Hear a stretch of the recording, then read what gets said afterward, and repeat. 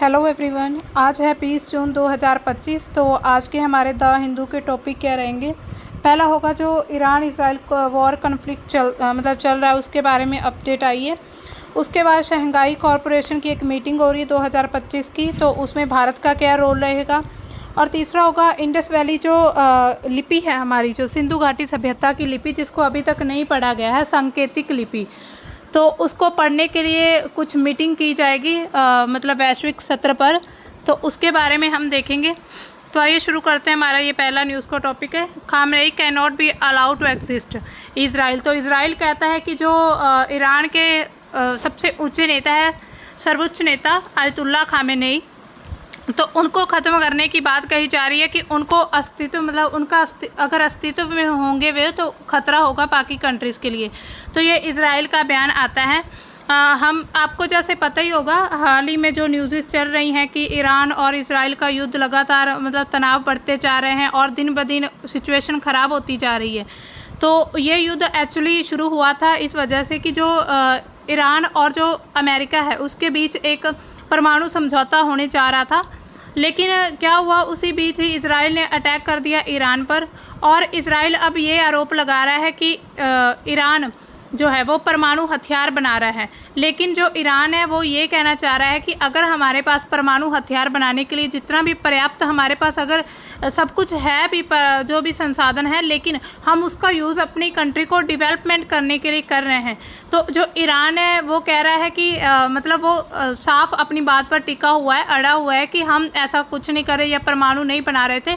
लेकिन अगर देखा भी जाए तो जो इज़राइल है उसके पास अपने परमाणु हथियार हैं और जो यूएसए अमेरिका उसके पास अपने परमाणु हथियार है, यहाँ तक कि पाकिस्तान के पास भी परमाणु बॉम्ब है। लेकिन जब ईरान बनाने जा रहा है या फिर अपना वो परमाणु से अपने क्षेत्र को विकसित करना चाहता है, तो ये कंट्रीज़ अब उन पर अटैक किए जा रही हैं और बीच में कहीं ना कहीं अमेरिका का समर्थन भी इज़राइल की तरफ दिख रहा है। तो अब ये कि पूरे वैश्विक स्तर पर जो मध्य पूर्व कंट्रीज़ में जो ये तनाव, वहाँ की जो क्षेत्रीय अस्थिरता है, वहाँ पर जो भी बैलेंस था वो बिगड़ता जा रहा है। हालांकि पहले भी छोटे छोटे युद्ध चल रहे थे, जैसे कि इज़राइल और गाज़ा के बारे में हम सुनते हैं कि काफ़ी लंबे समय से युद्ध चलता आ रहा है और वहाँ पर अभी भी इज़राइल के द्वारा जो जीनोसाइड किया जा रहा है, वहाँ पर इतना अमानवीय जो संकट छाया हुआ है गाज़ा में, उसके चलते ही इज़राइल ने अब ईरान से भी पंगा ले लिया है। अब ईरान पर भी उसने अपने जो भी मिसाइल ड्रोन से अटैक कर दिया था, लेकिन अब ईरान जो है वो भी जवाबी कार्रवाई कर रहा है। तो इसी बीच बयान आता है जो इज़राइल के वहाँ के जो प्रधानमंत्री हैं बेंजामिन, जो भी नेतन्याहू हैं, तो उनके द्वारा वो क्या कहते हैं कि जो आयतुल्ला खामेनेई हैं उनको अस्तित्व में ही नहीं होना चाहिए। अब उनको मारने की या ख़त्म करने की बात चल रही है। दो पश्चिम एशियाई कंट्रीज़ हैं जो कि इज़राइल और जो ईरान है, उनके बीच जो संघर्ष है वो बढ़ता जा रहा है। और वहाँ के जो अब रक्षा मंत्री हैं इज़राइल के, कैट्स, उन्होंने कहा है कि जो ईरान के सबसे ऊंचे नेता हैं उनको अब और अस्तित्व में रहने की अनुमति नहीं दी जा सकती। उनको मारने के कुछ प्लान बनाए जा रहे हैं। कैट्स की ये उन्होंने धमकी दी है इज़राइल के सोरोका अस्पताल पर जो ईरानी मिसाइल ने हमला किया था, इज़राइल पर। अब देखिए, इज़राइल ने ईरान के परमाणु ठिकानों पर अटैक किए, उनके बड़े बड़े जो भी परमाणु वैज्ञानिक थे, जो भी लीडर थे, मेन कमांडर थे, उनको ख़त्म कर दिया है। लेकिन अब जब ईरान जवाबी कार्रवाई कर रहा है तो इज़राइल को इस चीज़ से एतराज़ है और वो ये कह रहा है कि अब जो खामेनेई है उसको हम नहीं ज़िंदा नहीं रहने दे सकते। कैट्स का बयान क्या आता है, उन्होंने खुलेआम ही जो खामेनेई है उन्होंने शरेआम कह दिया है कि वह इज़राइल को नष्ट करना चाहते हैं। उन्होंने व्यक्तिगत रूप से अस्पतालों पर गोलीबारी करने का आदेश भी दिया है। वो अब उनके हॉस्पिटल पर भी अटैक किए जा रहे हैं। वह इज़राइल राज्य के विनाश को अपना लक्ष्य मानते हैं। ईरान कहता है कि अगर इज़राइल को मैं ख़त्म कर दूंगा तो ये मेरा लक्ष्य है और ऐसे व्यक्ति को अब अस्तित्व में रहने की अनुमति नहीं दी जा सकती। तो ये बयान आता है कैट्स का, उनके द्वारा ये बयान दिए जाते हैं खामेनेई हम पर ये टिप्पणियां कर रहा है, ये कुछ कह रहा है, तो हम उसको ज़िंदा नहीं रहने देंगे। इसके अलावा जो ईरान द्वारा मिसाइल हमले ऐसे समय पर किए गए हैं जबकि पश्चिम एशिया में संघर्ष अपने 7वें दिन में प्रवेश कर चुका है। 7 दिन हो चुके हैं संघर्ष को चलते हुए धीरे धीरे। इन हमलों में जो इज़राइल का तेल अवीव, वहाँ की जो कैपिटल है, उसके बाद है रमनगन और होलोन, तो इन प्लेसेस पर अटैक किए गए हैं। ईरान ने कहा कि उसने अस्पताल पर हमले का आदेश नहीं दिया था। मतलब ईरान ये चीज़ कह रहा है कि हॉस्पिटल पर अटैक करने का उसका कोई आदेश नहीं था। ईरान ने अस्पताल पर सीधा हमला करने से इनकार कर दिया है। उसका लक्ष्य था तेल अवीव में विशिष्ट सैन्य और खुफिया सुविधाएं उन पर अटैक करना। मतलब वो कहीं भी आम जनता को नुकसान नहीं पहुंचाना चाहते थे। वो जो है तेल अवीव, वहाँ के इजराइल की जो कैपिटल, उसमें जो भी सैन्य और खुफिया जो ऑफिस बने होते हैं ना, तो उन पर अटैक करना उनका लक्ष्य था। इनमें संचार नियंत्रण और खुफिया के लिए इजरायली सेना के जो केंद्रीय कमान मुख्यालय के साथ यम प्रौद्योगिकी पार्क के भीतर स्थित सैन्य खुफिया संचालन के लिए भी भवन शामिल है। मतलब वहाँ की जो सेना है, उनके जो भी वहाँ पर प्लेसेस हैं, सैन्य जो भी जगह हैं इजराइल में, उस पर अटैक करना ईरान का लक्ष्य था। अब देखिए, अमेरिका भी अब बीच में घुसने की तैयारी कर चुका है। अमेरिका जो है संभावित हमले की तैयारी किए जा रहा है। ये एक रिपोर्ट में बताया जा रहा है कि अमेरिका मतलब पहले तो इनडायरेक्टली सपोर्ट कर रहा था इजराइल को, लेकिन अब डायरेक्टली और तो और अब वो ईरान के साथ मतलब उसकी भी काफ़ी तनाव बढ़ चुके हैं। जैसे कि वो ईरान को पहले धमकी देता है कि अगर उसने अमेरिका के दूतावासों या अमेरिकी नागरिकों को नुकसान पहुंचाया तो अमेरिका उसे छोड़ेगा नहीं। तो दूसरी तरफ ईरान ये कहता है कि अगर इजराइल को, मतलब अगर अमेरिका इजराइल को सपोर्ट करता है, शरेआम सपोर्ट करता है, तो जो ईरान है वो अमेरिका को नहीं छोड़ेगा। मतलब दोनों एक दूसरे को लगातार धमकियाँ दिए जा रहे हैं और इसमें अब देखते हैं कि इस युद्ध का रुख किस तरफ होने वाला है। जो ये शत्रुता वो बढ़ती जा रही है। यूएसए पर अब आने वाले दिनों में ईरान पर संभावित हमले करने की तैयारी कर रहा है। उधर ईरान भी अपनी मिसाइलें तैयार किए जा रहा है अमेरिका पर अटैक करने की। एक रिपोर्ट में बताया गया कि जो वाशिंगटन तेहरान है, उसके साथ संभावित जो प्रत्यक्ष संघर्ष के लिए बुनियादी ढांचा वो तैयार किए जा रहा है। और उन्होंने कहा कि स्थिति अभी भी काफ़ी विकसित, मतलब नाजुक हो रही है और इसमें बदलाव हो भी सकता है। कुछ अधिकारियों ने ये कहा है कि सप्ताहांत में हमला हो सकता है, मतलब कि वीक के अंदर अंदर ही एक दूसरे पर अटैक किए जाए। मतलब अमेरिका में भी अटैक हो सकता है। तो अब इसमें और भी जो कंट्रीज़ हैं वो अपना योगदान निभा रही है। मतलब कोई सीज़ फायर करवाना चाहता है, कुछ भी। लेकिन अब ये जो युद्ध का अगर हम लेवल देखें तो काफ़ी बढ़ चुका है। मतलब इसमें अब सामने दिख रहा है, अब सब कुछ साफ ही है कि कोई एक पक्ष तो अब मतलब कि ख़त्म होने वाला है, या तो इजराइल या फिर ईरान। लेकिन जो ईरान है वो भी हार नहीं मान रहा है। उधर इजराइल भी अपने लगातार हमले किए जा रहा है ईरान पर, और उसे अमेरिका जैसे देशों का समर्थन मिल रहा है, मतलब सपोर्ट मिल रही है। तो इट मीन्स हो सकता है कि ईरान के लिए थोड़ी मुश्किलें हों उनका सामना करना, लेकिन अब देखेंगे इसमें और क्या होता है। तो ये थी हमारी अपडेट जो युद्ध को लेकर आ रही थी। अब हमारी दूसरी न्यूज़ है, Rajnath Singh to participate in SCO defence ministers meeting in China. China में मीटिंग होने जा रही है शंघाई कॉरपोरेशन की। जो रक्षा मंत्रालय, मतलब रक्षा मंत्री हैं जिन भी कंट्रीज़ के उनकी मीटिंग होगी। तो राजनाथ सिंह जो भारत के रक्षा मंत्री हैं, तो उन्होंने मतलब पार्टिसिपेट करने वो जाएंगे वहाँ पर।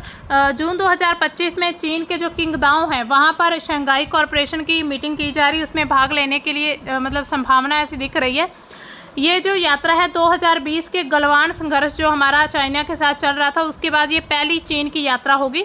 अक्टूबर 2024 में भारत चीन समझौते के बाद पहली मंत्री स्तरीय मुलाकात होगी। मतलब 2024 में जो भारत चीन सीमा समझौता था, उसके बाद मंत्रियों की ये पहली बैठक होगी, भारत के मंत्री की ये चाइना के साथ। इस समझौते में क्या हुआ था कि पूर्वी लद्दाख में वास्तविक नियंत्रण रेखा जो LAC है ना, लाइन ऑफ एक्चुअल कंट्रोल, उस पर फिर से कब्जा करने की और सैनिकों की वापसी पर सहमति तो बनी थी। चीन ने इसी साल SCO की अध्यक्षता कर रहा है, मतलब 2025 में। उसने राजनाथ सिंह को इसके लिए इनवाइट किया है। बैठक में जो क्षेत्रीय सुरक्षा की बात होगी, आतंकवाद विरोधी जो भी उपाय हैं उस पर बातचीत होगी और कनेक्टिविटी जैसे मुद्दों पर चर्चा की जाएगी। सिंह ने चीनी समक्ष एडमिरल डोंग जुन के साथ द्विपक्षीय वार्ता करने की भी संभावना दिख रही है। दोनों देशों के बीच संबंध को सामान्य करने की दिशा में एक महत्वपूर्ण कदम है। हालांकि ये मीटिंग है, अभी इसमें ये नहीं पता भी रिजल्ट क्या आएगा। शंघाई सहयोग संगठन आखिर है क्या? ये एक अंतर्राष्ट्रीय संगठन है इंटरनेशनल लेवल पर, जिसकी स्थापना 2001 में हुई थी। इसका मुख्य उद्देश्य था कि जो भी मेंबर होंगे इस पूरे कॉरपोरेशन के, उनमें जो आर्थिक सहयोग हो, सुरक्षा हो और जो सांस्कृतिक सहयोग हो, उसको बढ़ावा दिया जाए। वर्तमान में इसके कितने सदस्य हैं? भारत, चीन, रूस, Pakistan, Kazakhstan, Kyrgyzstan, Tajikistan, Uzbekistan और ईरान। तो ये जो वर्तमान कंट्रीज़ हैं, मतलब मेंबर कंट्रीज़ हैं शंघाई कॉरपोरेशन की, बेलारूस पर्यवेक्षक है और कई अन्य देश साझेदार या संवाद भागीदार के रूप में जुड़े हुए हैं। मतलब कि ये परमानेंट मेंबर तो नहीं है, ये बेलारूस और जो बाकी देश हैं वो थोड़ी उनकी भागीदारी भी इस संगठन में देखने को मिलती है। एससीओ की जो प्रमुख भूमिका क्या क्या होती है, मतलब इसका मुख्य रोल क्या है? सबसे पहले तो क्षेत्रीय सुरक्षा और स्थिरता को बनाकर रखना, आतंकवाद, उग्रवाद, अलगाववाद, है ना, तो 3 बुराइयां भी इन्हें कहा जाता है, इनके खिलाफ आपस में सहयोग करना, क्षेत्रीय सुरक्षा सुनिश्चित करना, अपने क्षेत्र की सुरक्षा, उसको सेफ्टी को बरकरार रखना, संयुक्त जो मिलिट्री एक्सरसाइज होती है, आर्मी एक्सरसाइज, उनको मतलब उनको करना, प्रैक्टिस करना, खुफिया जानकारी साझा करना, जो मादक पदार्थ है, मतलब नशीले पदार्थ और तस्करी, उन पर अपराध मतलब अपराध मुक्त उन्हें अपराध घोषित करना, जो भी तस्करी होती है या फिर जो भी मादक पदार्थ होते हैं उनका जो ट्रेड होता है उसके पर रोक लगाना, आर्थिक सहयोग देना, व्यापार में, निवेश में, ऊर्जा क्षेत्र में सभी कंट्रीज एक दूसरे को सहयोग देंगी, जो क्षेत्रीय कनेक्टिविटी परियोजना है, बुनियादी ढांचे, परिवहन नेटवर्क, उसको प्रोत्साहित किया जाएगा। एससीओ इंटरबैंक कंसोर्टियम और क्षेत्रीय विकास बैंक जैसे वित्तीय तंत्रों का समर्थन, मतलब जो क्षेत्रीय जो ऐसे इंटरनेशनल लेवल पर जो बैंक हैं उस पर एक दूसरे को ऐसे बैंकों पर एक दूसरे को समर्थन देना, राजनीतिक समन्वय बनाकर रखना, मतलब राजनीतिक स्थिरता को, राजनीतिक सिचुएशन को बैलेंस करके रखना, सदस्य देशों के बीच आपसी विश्वास समन्वय को बढ़ाना, वैश्विक क्षेत्रीय मुद्दों पर साझा रुख अपनाना, बहुध्रुवीय विश्व व्यवस्था का समर्थन करना। तो ये सभी रोल हैं शंघाई कॉरपोरेशन के। संस्कृति और जनसंपर्क, संस्कृति, अपनी अपनी संस्कृति को बढ़ावा देना, दूसरों के साथ संस्कृति आदान प्रदान करना, शिक्षा, पर्यटन और युवा और शैक्षिक कार्यक्रम के माध्यम से लोगों के बीच में जो भी संपर्क है उसको बढ़ावा देना। क्षेत्रीय और वैश्विक प्रभाव क्या है इसके? यूरेशिया क्षेत्र में भू राजनीतिक आर्थिक संतुलन को बनाकर रखना, मतलब कि यूरोप और एशिया में पश्चिम प्रभुत्व वाले जो संगठन है उनको एक मंच प्रदान करना ताकि वो अपनी जो भी वैश्विक लेवल पर जो वैश्विक सत्र पर प्रॉब्लम्स आती हैं उनका सोल्यूशन निकाला जा सके। रूस और चीन के नेतृत्व में जो वैकल्पिक वैश्विक व्यवस्था है उसको बढ़ावा दिया जा सके। अब देखिए भारत के लिए इस शंघाई कॉरपोरेशन का क्या महत्व है। भारत 2017 में एससीओ का पूर्ण सदस्य मतलब परमानेंट मेंबर बन चुका था, 2017 में बना था। भारत के लिए मध्य एशिया और यूरेशिया में प्रभाव बढ़ाने का एक मंच है, मतलब भारत को एक ऐसा प्लेटफॉर्म मिल जाता है जिसके जरिए भारत जो है मध्य एशिया और यूरेशिया में अपना प्रभाव बना सकता है। भारत आतंकवाद विरोधी सहयोग पर जोर देता है, विशेष रूप से जो पाकिस्तान के द्वारा आतंकवाद को सपोर्ट किया जा रहा है, भारत उसके काफ़ी खिलाफ है। भारत ऊर्जा, सुरक्षा, व्यापार और क्षेत्रीय कनेक्टिविटी जैसे चाबहार बंदरगाह और जो अंतर्राष्ट्रीय उत्तर दक्षिण परिवहन गलियारा है उसके लिए इसका उपयोग करता है। भारत पाकिस्तान के जो तनाव है उसके बावजूद रूस और मध्य एशिया के साथ संबंधों को संतुलित करने का एक अवसर है। जैसे कि हमें पता ही है, ना तो चीन हमारा दोस्त है, मतलब भारत के चीन के साथ भी तनाव चल रहा है, भारत के पाकिस्तान के साथ तो अभी युद्ध होने की संभावना भी बनी हुई थी। और जो चीन है वो भारत को हर एक तरफ से घेरे जा रहा है अपनी स्ट्रिंग ऑफ पॉल्स की नीति के द्वारा, पॉलिसी के द्वारा, है ना। जैसे यहाँ पर अब उसने म्यांमार पर भी कब्जा करना शुरू कर दिया है। वहाँ की जो भी एक रॉ अर्थ मेटल्स मिलते हैं, है ना, तो उनको रेयर अर्थ मेटल्स हैं, उन पर अपनी आर्मी तैनात कर दी गई है। मतलब भारत जो है जो चाइना है वो म्यांमार पर भी अपना कब्जा कर रहा है। उधर बांग्लादेश में तो वो कर ही चुका है। वहाँ पर जो भी कॉरिडोर था, सिलीगुड़ी कॉरिडोर के नज़दीक एक एयरबेस बनाने की संभावना, मतलब एयरबेस बनाने जा रहा है। इधर पाकिस्तान के जो गवादार पोर्ट हैं ऊपर भी जो मतलब कश्मीर का जो हिस्सा है लद्दाख का, उस रीजन पर भी कब्जा कर चुका है। इधर नेपाल को भी अपनी तरफ खींच रहा है। तो इट मीन्स कि जो चाइना है वो भारत को सभी तरफ से घेरे जा रहा है। तो भारत के लिए जो बाकी देशों के साथ जैसे मध्य एशिया, यूरेशिया के साथ तनाव, मतलब जो भी संबंध है उसको बढ़ाना थोड़ा कठिन हो रहा था। लेकिन ये जो मंच है शंघाई कॉरपोरेशन, इसके ज़रिए भारत उनके साथ अच्छे संबंध कायम कर सकता है। इसके में अब देखिए चुनौतियां भी कहीं आती हैं। चुनौतियां क्या होगी? भारत, पाकिस्तान और चीन के बीच जो द्विपक्षीय तनाव है वो चलता जा रहा है और कभी कभी एससीओ के बीच सहयोग को भी ये प्रभावित कर सकता है। रूस और पश्चिम देशों के बीच भू राजनीतिक प्रतिस्पर्धा, संगठन जो भी एकता है उस पर असर पड़ेगा। आर्थिक परियोजना में चीन का प्रभुत्व जो उसको संतुलित करना बहुत मुश्किल हो जाएगा, क्योंकि चीन काफ़ी डेवलप्ड कंट्री है, वो अपने जो भी वहाँ की जनसंख्या संसाधनों का बहुत अच्छे से प्रयोग कर रही है। लेकिन भारत में ऐसा नहीं हो रहा है। भारत में सिर्फ फ्री राशन और ये सब कुछ बांटा जा रहा है। मतलब भारत को अभी बहुत से डेवलपमेंट करने की ज़रूरत है। तो भारत अभी तो फ़िलहाल चीन का मुकाबला नहीं कर पाएगा। अब देखिए हमारी तीसरी न्यूज़ है ASI archaeological survey of India to organise global meet on decoding Indus valley script. मतलब जो आर्कियोलॉजिकल सर्वे ऑफ इंडिया उसके द्वारा एक ग्लोबल मीटिंग, मतलब एक विश्व पर मीटिंग की जाएगी जिससे इंडस वैली सिविलाइजेशन को डिकोड किया जा सके। हालांकि इस लिपि को अभी तक पढ़ा नहीं गया है। आप देख सकते हैं ये ऐसे जो चित्र और संकेत हमें मिलते हैं, इससे हमें मतलब अभी तक ये नहीं पता चल पाया अभी इसमें लिखा क्या है। मतलब ये जो सिंबल लिपि थी ये कोई नहीं पढ़ पाया इंडिया में। अब उसे ग्लोबल लेवल पर एक मीटिंग की जाएगी जिसमें इसको पढ़ने के लिए पहल होगी। भारतीय पुरातत्व सर्वेक्षण सिंधु घाटी लिपि को डिकोड करने के लिए अगस्त 2025 में एक द्विपक्षीय जो अंतर्राष्ट्रीय मतलब 3 दिवसीय द्विपक्षीय नहीं, ये 3 दिवसीय मतलब 3 दिन की मीटिंग होगी। और इसमें प्राचीन लिपि जो अभी तक नहीं पढ़ी कि उसको समझने के लिए वैश्विक जो भी एक्सपर्ट हैं पूरे विश्व के उसको एक मंच मिलेगा। सिंधु घाटी सभ्यता को हम हड़प्पा सभ्यता या हड़प्पा लिपि भी कहा जाता है। वहाँ की लिपि को ये सिंधु घाटी सभ्यता के द्वारा यूज़ की जाती थी जब वो ट्रेड करते थे या कोई भी उनके द्वारा ये सिंबल लिपि अपनाई जाती थी। इसमें छोटे छोटे प्रतीक बने हुए हैं। इसे डिकोड करने की बहुत कोशिशें की गई हैं लेकिन अभी तक इसको पढ़ा नहीं गया है।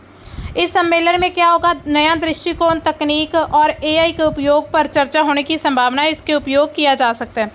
सिंधु घाटी लिपि के जो प्रतीक है मतलब वो कौन कौन से हैं, किस मतलब कि उनका स्वरूप कैसा है, कैसे कैसे मिलते हैं? ज्यामितीय, चित्रात्मक जो ज्योमेट्रिकल शेप्स होती है जैसे कि रेखाएं, त्रिकोण, वृत्त ऐसी बनी हुई हैं। चित्रात्मक रूप जैसे मछली बनी है, पेड़, जानवर, मानव आकृतियां, तो इन सभी का मिश्रण बन के ये लिपि तैयार की गई है।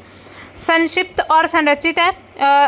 अधिकतर जो प्रतीक है वो छोटे हैं और व्यवस्थित हैं जो कि एक लेखन प्रणाली की तरफ इशारा करते हैं कि इस लिपि में कुछ लिखा गया। दिशा क्या है इसकी? ये दाएं से बाएं लिखे गए प्रतीत होते हैं, मतलब दाएं से बाएं, यहाँ से यहाँ तक। वैसे नॉर्मली हम यहाँ से लिखते हैं लेकिन ये जो है यहाँ से यहाँ तक ऐसे इधर राइट टू लेफ्ट लिखा हुआ ये प्रतीत होता है। संयोजन कैसे हुआ? हर एक प्रतीक जो है अक्सर 2 से 5 समूह में पाए गए हैं लेकिन कुछ लंबी पंक्तियों के 20 तक भी हमें संकेत मिले हैं। मतलब यहाँ पर पिक्चर देख सकते हैं, यहाँ पर प्रॉपर देखिए इसको, मतलब एक पैटर्न में लिखा गया है यहाँ से यहाँ तक और इसमें 5 से 6 चिन्ह पाए गए हैं लेकिन कहीं पर ज़्यादा चिन्ह भी मिलते हैं। इसके अलावा इनके प्रकार क्या क्या है, मतलब कौन कौन से हमें चित्र, कौन कौन से हमें सिंबल मिलते हैं। जानवरों में बैल, गंडा, हाथी, बाघ, मछली, इनके चित्र पाए गए हैं। विशेष रूप से एक सींग वाला जानवर भी बहुत बार पाया गया है, यूनिकॉर्न जिसे बोलते हैं। ज्योमेट्रिकल शेप्स जिसमें स्वस्तिक, वृत्त, त्रिकोण, क्रॉस और सीधी रेखाएं देखी गई हैं। पौधों और प्रकृति, पेड़ पाए गए हैं जैसे पीपल, पत्तियां और भी प्राकृतिक प्रतीक। मानव संबंधित कुछ प्रतीकों में मानव या देवता जैसी आकृतियां, बैठा हुआ व्यक्ति है ना, प्रोटोशिव, तो इन सभी को पाया गया है। संख्यात्मक या गणनात्मक कुछ प्रतीक संख्याओं या गिनती प्रणाली का हिस्सा भी हो सकते हैं। मतलब इसमें हो सकता है उसमें कहीं संख्या, कोई गिनती वगैरह भी पाई गई हो। इसमें विशेषताएं और चुनौतियां क्या क्या रहेंगी? औसतन एक शिलालेख में 5 प्रतीक होते हैं, मतलब 5 चिन्ह देखे गए। ये एवरेज है, इससे ज़्यादा भी हो सकते हैं, कम भी हो सकते हैं। अज्ञात भाषा, इसको अभी तक मतलब कि पढ़ा नहीं गया है किसी के द्वारा भी, जैसे कि जो द्रविड़, प्रोटो द्रविड़ या इंडो आर्यन है, इन सभी को दर्शाती है। यह केवल प्रतीकात्मक गैर भाषाई संदेशों के लिए भी इसको यूज़ किया जाता था। डिकोडिंग की असफलता, जैसे कि अभी तक इसको डिकोड नहीं किया गया है। प्रयोग का संदर्भ, यह मुख्य रूप से व्यापार के लिए, प्रशासन के लिए या धार्मिक उद्देश्यों के लिए उपयोग किए गए हो सकते हैं, जैसे कि मोहरों पर मालिकाना या पहचान चिन्ह। उदाहरण क्या क्या हैं? जैसे आम प्रतीक है, जैसे यू आकार जो कि एक बर्तन या कटोरे को दर्शाता है। जैसे प्रतीक है कंघी, है ना, मछली और कंघी जैसे आकृति मिलती है। इसके अलावा कुछ प्रतीकों में बार बार दोहराव भी देखा गया, एक चिन्ह को बार बार रिपीट भी किया गया है। मोहरों पर अक्सर एक प्रतीक के साथ एक जानवर की आकृति होती थी, मतलब कि एक चिन्ह तो बना होता था लेकिन उसके साथ एक जानवर भी बना होता था। तो ये कुछ खास लिपि है, अभी इसको पढ़ने के लिए मीटिंग की जाएगी। अब देखिए हमारी नेक्स्ट न्यूज़ है, why India should address it's propulsion gap.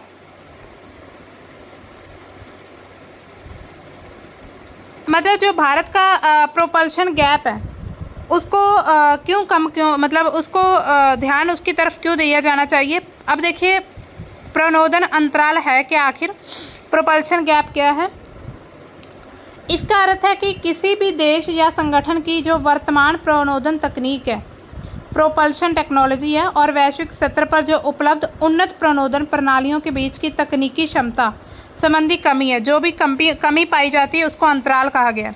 Bharat के संदर्भ में ये अंतराल अंतरिक्ष में सैन्य प्रणालियाँ, वैज्ञानिक मिशन, इसके लिए आवश्यक उन्नत प्रणोदन प्रणालियों के विकास और उपयोग में पिछड़ने को भी दर्शाता है। प्रणोदन अंतराल के प्रमुख पहलू क्या क्या हैं? सबसे पहले तो तकनीकी कमी देखी जाती है। भारत ने जो स्वदेशी तकनीक तो विकास कर लिए हैं जैसे कि GSLV के लिए, लेकिन ये अभी भी वैश्विक मानकों के अकॉर्डिंग नहीं है। जैसे कि SpaceX के रीयूजेबल रॉकेट्स और न्यूक्लियर प्रणोदन, तो उनके मुकाबला अभी तक नहीं कर पाएंगे। उपयोग योग्य प्रक्षेपण यान यानी कि रीयूजेबल लॉन्च व्हीकल्स, इलेक्ट्रिक प्रणोदन या हाइपरसोनिक प्रणालियों में भारत की प्रगति है वो काफ़ी सीमित है। इसके अलावा लागत और दक्षता क्या है इसकी?